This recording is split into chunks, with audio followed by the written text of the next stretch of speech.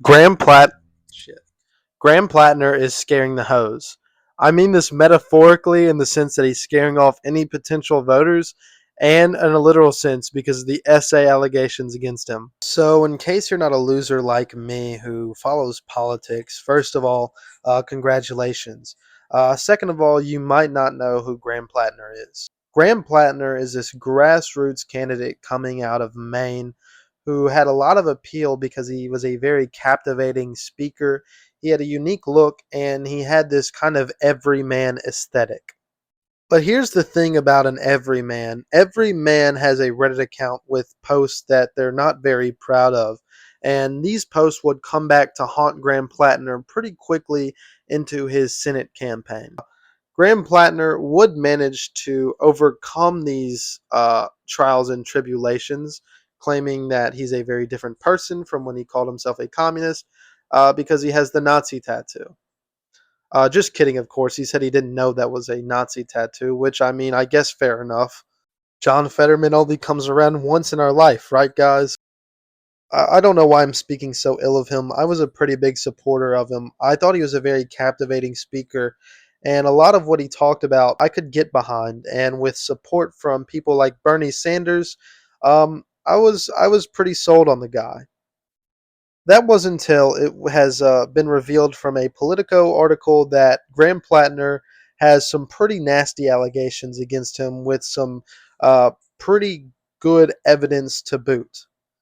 Now, while Graham Platner has maintained his innocence and denied any claims that have been thrown against him, it's really hard to overlook this kind of stuff. Obviously, I'm not the only person who agrees because Bernie Sanders, one of his big supporters, has recommended that he drops out of the race. Mayor of New York and kind of the figurehead of this progressive Democrat movement, Zoran Mamdani, has called for him to drop out of the race. And essay allegation expert Donald Trump has even called for him to get out of this race.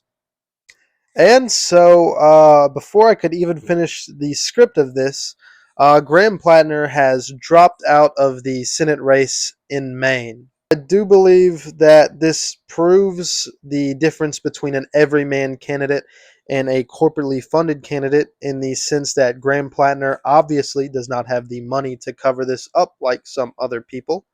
And that's not saying that this is a bad thing that he can't cover it up because obviously he is not a suitable candidate to be in the Senate of the United States.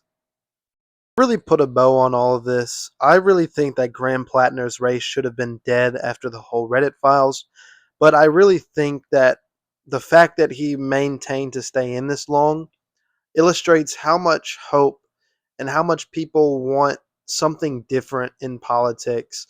And I really feel like Graham Platner let a lot of people down here. I can only speak from someone with a backwards fucking political state like Arkansas. I can only imagine what Mainers are feeling right now. And I guess that's kind of my 2 cents. What do you guys think about the Graham Platner Senate race and the controversy that has followed him throughout the whole thing? Are you one of the people that think that this is some kind of billionaire backed smear campaign? Are you more so like me and think that this is just kind of the chickens coming out to roost? I'd love to get your guys' thoughts and perspective. This has been another video from a channel with very little direction.